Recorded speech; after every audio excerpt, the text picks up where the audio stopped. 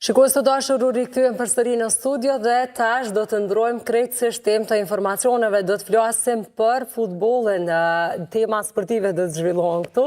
E bashkë me Dilaver Polisin, që është kolego dhe njëkohësisht gazetari i sportit në Koha, tash do diskutojmë për finalen e nesërme, e cila pritet të zhvillohet në Allianz Arena në Mynih, aty ku do të ndeshën Paris Saint-Germain dhe Inter Milan, ku do të pritet që të ketë me miliona shikues, po cilat janë parashikimet, pritshmërit, kush pritet që të forcohet edhe më tepër, cilat priten që të jenë rezultate, do t'i diskutojmë tash në vazhdim bashkë me Dilaverin.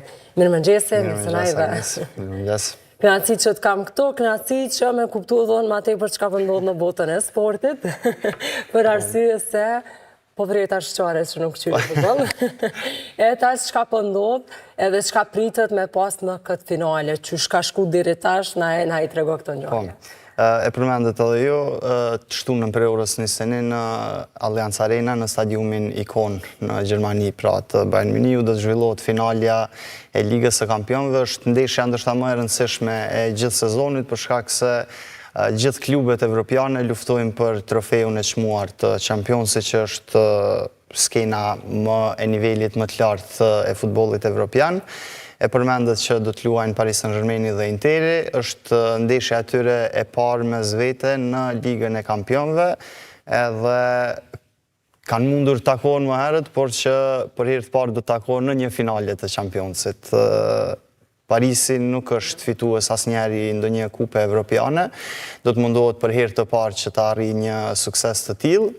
Ishte shumë afër në vitin 2020, por nuk ja arriti atij suksesi për shkak se është mposhtur nga Bayern Munichu në finalen që ishte zhvilluar në Lisbon, derisa Interi ka përvojë në këtë ngjarje, është 3 herë fituesi garës elitare evropiane të organizuar nga UEFA dhe tashmë është në kërkim të trofeut të 4, por edhe Interit po i mungon ky trofe për një kohë të gjatë, për shkak se për herë të fundit e ka fituar në vitin 2010. Pas ka kalu ku? Po, 15 vjetë po më duhet. Edhe është interesant se për herë të fundit, kur ka triumfuar në vitin 2010, ka fituar pikërisht ndaj Bayern Munichut e në atë stadium. Në stadiumin e Bayernit do të luhet edhe finalja, kështu që mundet me rikthy edhe një herë. Mi rikthy kujtimet, po ndaj një skuadre gjermane. Jo, ka ndryshu shumë. Ka ndryshu shumë çka prej asaj kohe. Ka shpresa për shkak se kur arrin në finale, atëherë ke arrit me merite dhe me merit me të vërtet ka arritur Interi deri në finale të këtij edicionit të Championsit, për shkak se në fazën e ligës duhet përmendur se si vjet ka qenë formati i ri i Ligës së Kampionëve, ka qenë në formë lige prej 36 skuadrave. Në fazën e parë pra të ligës, Interi përfundoi në vendin e 4, edhe e ka pas vetëm një disfat nga Bayer Leverkuseni, Granit Xhakës, 1-0 përfundoi ai ballafaqim dhe ka qenë humbja e vetme e Interit në këtë edicion. Kështu që një merit shumë e madhe për ata futbollistë dhe për vetë trajnerin Simone Inzaghi, i cili ka bërë punë të shkëlqyer. Është finalja e dytë brenda 3 vjetësh për Interin. Para do të thotë në finalen e fundit u mposht nga Manchester City 1-0, por tashmë do të mundohet që ta harroj atë finale dhe të mundohet të fitojnë ndaj parisienëve që po ashtu kanë pasur formë të mirë prej fazës knockout, për shkak se atë fazën e parë të ligës mezi e kaluan, duke arritur fitore në 3 ndeshjet e fundit, gjë që bëri të përfundojnë në vendin e 15, edhe të kalojnë në fazën knockout. Pra ishte fillimisht faza e play-offit, edhe kam pasur rrugtim të vështirë, për shkak se përgjatë rrugës ke edhe ekipe shumë të forta. Parisi u kualifikua falë fitoreve që i arriti ndaj Brestit në play-off, 10-0 e përfundoi atë fitore në 2 ndeshje, pra me rezultat përgjithshëm. Më pas Liverpoolin e eliminoi në penalti. Duhet përmendur se Liverpooli ka qenë prej pretendentëve kryesor për të triumfuar në bazë të asaj çfarë ka shfaqur në fazën e ligës, por që skuadra e madhe angleze nuk arriti që ta shfaq njëjtën formë edhe në fazën knockout, kanë qenë parisianët që e fituan atë ballafaqim në penallti. Më pas Aston Villën e ka eliminuar me rezultat përgjithshëm 5-4 e në gjysmëfinale fitoi ndaj Arsenalit me rezultatin e përgjithshëm 3-1. Po i përmend edhe po i shikoj rezultatet për shkak se ka pasur një numër shumë të madh ndeshjeve dhe nga njëherë po i ngatrojmë për shkak se nuk është veç futbolli, ka edhe shumë raportime tjera. Ata që janë në këtë rast të ndonjërit të ekipeve, ata e vrinë nëse diçka gabon. Të ndëgju me kujdes. Edhe tash po e përmend edhe rrugtimin e Interit që e luan edhe finalen e 7 evropiane, pra 3 herë është fituesi Championsit, e përmenda që ka pas vetëm një disfat 1-0, ndërkohë në fazën knockout ka eliminuar skuadra më të forta ndoshta në 1/8 e finales e eliminoi Feyenoordin, më pas Bayern Munichun 4-3, me paraqitje shumë të mira në të dyja ndeshjet, si në Allianz Arena, si në Giuseppe Meazza në stadiumin e vet. Edhe normalisht gjysmëfinalja ndaj Barcelonës ka qenë ajo qeshia mbitorë për shkak se 3-3 përfundoi dueli i parë në Barcelonën, më pas në Itali ka qenë një atmosferë fantastike e krijuar edhe nga vetë tifozët e Interit. Normalisht ajo fitore ndaj një skuadre si Barcelona ka qenë shumë e pëlqyer edhe mezi kam prit që të luhet ai ballafaqim. Edhe duhet përmendur edhe për punën e trajnerëve për shkak se Luis Enrique është trajneri i Barcelonës derisa Simone Inzaghi i Interit. Luis Enrique ka triumfuar më herët në këtë garë në finalet të Ligës së Kampionëve, pra me Barcelonën sa ka qenë trajner në vitin 2015. Në atë kohë e kishte fituar tripletën e tripleta, se ndoshta edhe nuk e din, po është kur një skuadër i fiton 3 trofejt kryesor, pra kampionatin, kupën e atij shteti edhe Ligën e Kampionëve. Barcelona e kishte fituar në atë vit me Luis Enrique në krye të skuadrës La Ligën, kupën e mbretit edhe më pas në Ligën e Kampionëve, ku fatkeqësisht e kishte mposhtur Juventusin skuadrën që unë e pëlqej. Për ndryshe, me qënë se veç përmendet edhe për skuadrën që e pëlqen, me qënë se je me Juventusin, apo, kush me ndon, apo kush dën me fitu dhe pse pikërisht Paris Saint-Germain? Po, jo, sa i përket raportimit, ne gjithmonë jemi profesionale dhe nuk guxojmë me bo kështu, me anu pikërisht. Po qëfë kështë pas me shkujt kampion i kësaj... Jo, se kom problem. Duhet me mbajt atë profesionalizmin edhe kur dhe që fiton, normalisht se duhet me paraqit sakt atë që ka ndodhë në fushën e lojës, pavarësisht animeve që ne i kemi në futbollin evropian, por nëse e fiton Interi, atëherë natyrisht se do të shkruajmë edhe për Interin edhe për Paris Saint-Germain. Tamam puna, dhe nëse se shkruan dira veri, kam i thonë dikujt një kolegët. Shkruje dhe se fitoj. Sëm po dalë pak jashtë për filma. Për Parisin është finalja, në fakt është hera e dytë që një skuadër franceze takohet në finale me ndonjë ekip italian. Në vitin 1900, se tash po ju edhe pak në histori, në vitin 1993 ka qenë një tjetër skuadër italiane, Milani, pra rivali lokali Interit, kur në finale ka luajtur me Marseille. Dhe në atë vit ka qenë skuadra franceze, Marseille, që ka fituar 1-0 dhe ka qenë edhe trofeu i parë i një skuadre franceze në Ligën e Kampionëve, pra në garën elitare për klube. Parisi mund të bëhet skuadra e dytë franceze që e fiton këtë çmim. Këtë çmim, jo, këtë trofe. Shohem. Po. Edhe në Munich deri tani janë zhvilluar 4 finale, kjo do të jetë finalja e 5. Në vitin 1979 ka qenë Nottingham Forest, një skuadër angleze që kishte fituar ndaj Malmës 1-0, më pas se përmenda Marseille në vitin 1993.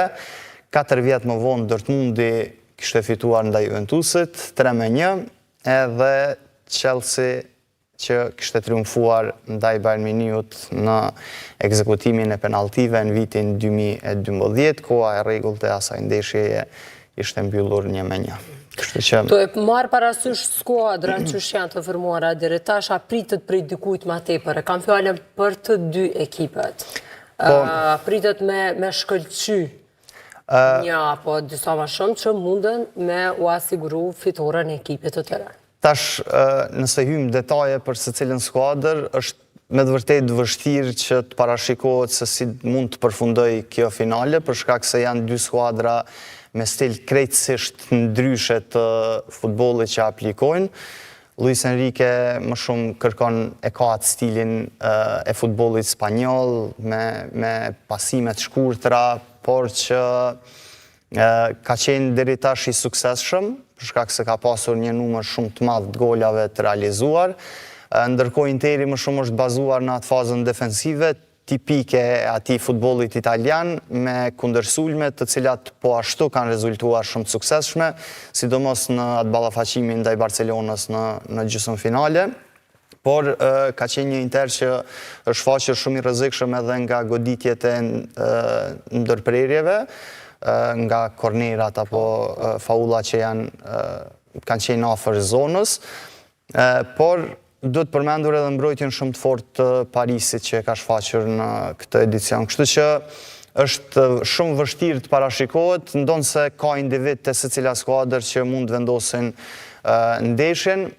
Nëse shohim te Interi në gjysmëfinale ndaj Barcelonës ka qenë një qendërmbrojtës Francesco Acerbi që ja ka siguruar edhe fitoren skuadrës Interit. Te Interit duhet veçojmë edhe portierin Jan Sommer, njësoj si te Paris Saint-Germain, kështu që ka individ që janë shfaqur shumë të suksesshëm në këtë edicion, edhe ndoshta janë skuadrat që më së shumti e kanë merituar të arrijnë deri në këtë pikë, pra në finalet të Ligës së Kampionëve. Do të ketë duelet ndryshme, në sulm për shembull Lautaro Martinez, kapiteni i Interit, dhe Ousmane Dembele, sulmuesi i krahut që dikur ka qenë edhe te skuadra e Barcelonës, si vjet ka gjetur një lloj ringjallje në drejtimin e trajnerit Luis Enrique, edhe është prej pretendentëve për ta fituar topin e artë nëse Parisi e fiton Ligën e Kampionëve. Ndërkohë kemi Lautaro Martinezin te Interi nëse Interi arrin që ta fitoj këtë trofej të çmuar, por edhe kjo puna e topitar do t'jetë shumë e vështirë ndoshta për t'u zgjedhur si vjet. Mbetet shihet se çka do të ndodhë të shtunën mbrëmë, edhe ndoshta pika kyçe ku mund vendoset kjo finale mund të jetë mes fusha, për shkak se të dyja ekipet kanë lojtarë cilësor. Te Interi mund të veçojmë edhe Nicolo Barellan, Henrik Mkhitaryan, Hakan Çalhanoğlu, që janë prej lojtarëve më cilësor në këto vitet e fundit, edhe luajnë për një kohë të gjatë së bashku, ndërkohë nga ana tjetër edhe te Parisi ka lojtarë të cilët kanë shfaqur formë të mirë, Vitinha, Neves, më pas Fabian Ruiz, kështu që është shumë e vështirë për të parashikuar se cila skuadër apo tjetër do të fitojë. Me thonë. Po, edhe shumë e luftume.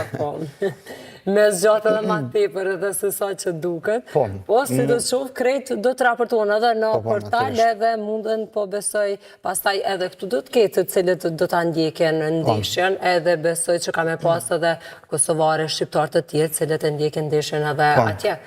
Natyrisht, tifoz të Interit kemi më shumë, natyrisht, të Parisit nuk e di, personalisht nuk e njeh ndonjë që është tifozi i Paris Saint-Germainit, por që përkraja për të dyja skuadrat natyrisht do të jetë shumë e madhe, edhe në stadium shikueshmëria do të jetë e ndarë në gjysmë, pra një pjesë e stadiumit do të jetë e mbushur me tifozë të Interit, një pjesë me të Parisit, siç ndodh në çdo finale. Edhe veç e di që do të kënaqen me futboll për shkak se kanë shfaqur formë të lartë të dyja ekipet në këtë edicion. Atëherë edhe ne do të shohim pastaj rezultatet cilat do të jenë, parashikime këtu nuk po bëjmë. Nuk po japim. Ma mirë se mund gabojmë, mas nej po dalim videot e ja çfarë ka thënë gazetari i kohës.